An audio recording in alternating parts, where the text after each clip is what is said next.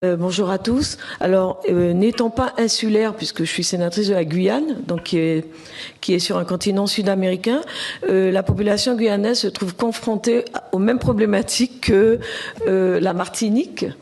Qui vous a parlé déjà de l'offre de soins qui est plutôt bancale chez nous, puisque bien souvent on évacue vers la Martinique. Et donc ça veut dire que quand même la Martinique, Catherine, vous êtes un peu en avance quand même sur nous dans ce domaine. Et moi je vais distinguer la continuité territoriale par rapport au vol transatlantique. Alors la Martinique a 3 compagnies, nous disposons de 2, Air France et Air Caraïbes, avec des coûts de billets en économie à 1 200 €. Donc mettez-vous à la place des Guyanais qui veulent se déplacer aussi bien pour étudier que pour se soigner.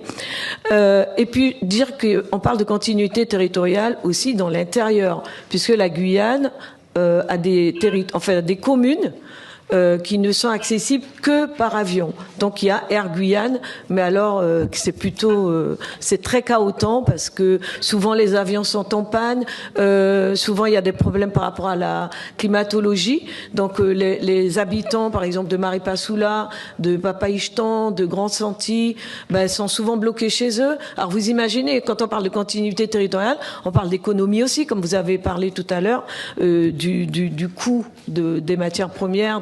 Et donc voilà. Alors nous, c'était surtout pour partager puis prendre vos expériences, puisque nous, on est encore pire que la Martinique, que Saint-Martin, que Saint-Barth, que Saint-Pierre-et-Miquelon. Nous sommes vraiment les dernières roues du carrosse. Et je vous assure que la population guyanaise commence est déjà révoltée, mais de plus en plus, parce qu'on voit ce qui se passe autour de nous, et nous sommes bloqués, nous sommes encore, on va dire, entre guillemets, à terre. On est là, on peut pas voler, on peut rien faire, et c'est compliqué pour nous. Voilà ce que je voulais dire. Je voulais vous faire partager, en tout cas, les difficultés de la Guyane.